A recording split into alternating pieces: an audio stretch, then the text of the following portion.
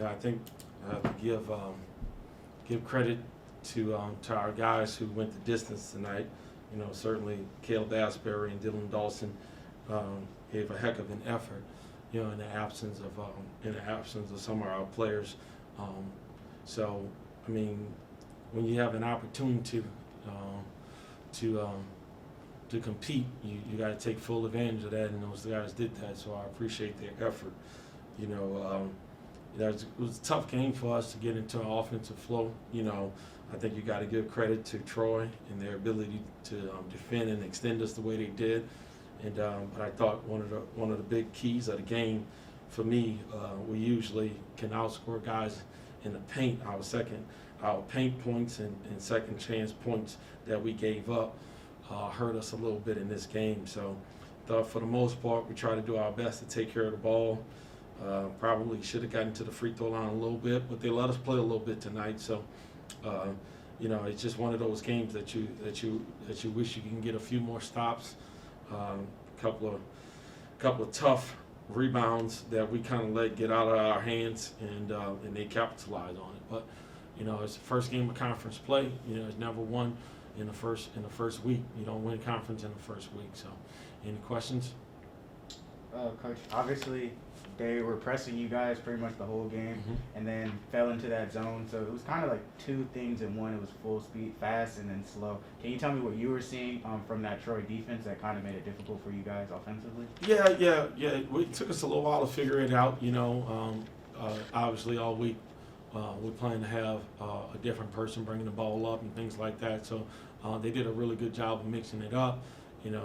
Definitely with their 1-2-2 and their 2-2-1, falling back to man and zone. So I think you got to give them credit for being able to have a game plan and executing it. I thought in the second half, we got a little bit of a better feel of what they were trying to do and got a little bit more in the offensive rhythm. So credit to our guys for making the adjustment. And at the end of the day, certainly that they were pressing us. We only turned it over 13 times.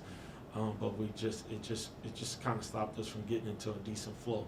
So, but it's a good team, well coached. When did you kind of find out about how many players were going to be out with COVID, and when did you kind of have to fill your team in with that, and how was that conversation? Yeah, a little bit progressive. We knew a few guys were going to miss early on in the week, and then we found out 2 more guys today. Right about 30 minutes before shoot around. And then obviously the bench points, they outscored you guys 29-1. Obviously that is because of the COVID things of that sort. How did that kind of affect your rotations? Because you did let some players play 40, 38 minutes. How did that affect just your substitutions throughout the game? Yeah, I mean, obviously we got a little bit of a depleted bench. Obviously with short in rotation, so they typically play about 10, 11 guys, sometimes 12. So it was less about the bench points because, we didn't make a whole lot of subs, especially in the second half. So, that was to be expected, to be honest with you. And then how did your players kind of take it when they did find out that, we weren't going to have, obviously, throughout the week you lose 3, then you find out you lose 2 more. How are your players affected by that? Yeah, I mean, we have a kind of tough, resilient group. So, they're committed to the cause, want to step up and try to do all that they can do to represent the program and themselves well. So, I thought our guys did a really good job of locking in and understand that we're going to try to control the controllables. It's unfortunate, but these are the times that we're in. So, it says you got 7 able bodies, you got to play a basketball game. So that's what we did tonight. Lastly, this was the last game of 2021.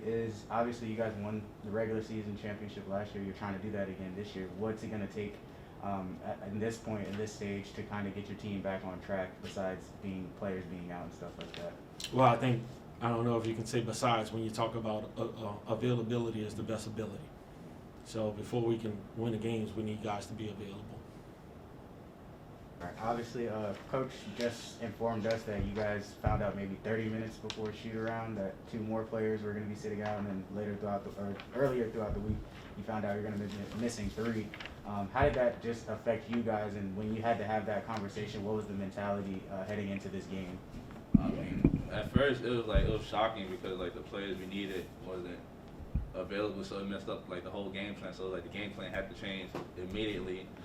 So in reality, so it's just like the next man up, you know. Like the next man has to step up. You do what I do, because like we all here to play basketball. We all here for a reason. So it's like obviously at that point it's like the next man have to step up and do what we have to do and try to win. Obviously we ain't win, but then everybody stepped up, but we could have did a whole lot better than we was. Now, you guys are trying to hold the regular season Sun Belt Championship from last year. Obviously, it's about to be a new year. What are some of you guys' team goals heading into this next year, into 2022? Take games one at a time, you know, don't look ahead, you know. Every loss isn't a loss, it's a lesson. So you can learn from everything, even if you win or lose. So just learn one day at a time, get one day better. And then, I can't say nothing. I was going to say, follow-up would be, since every loss is a lesson, what would you guys take away or be your biggest takeaway from tonight's game?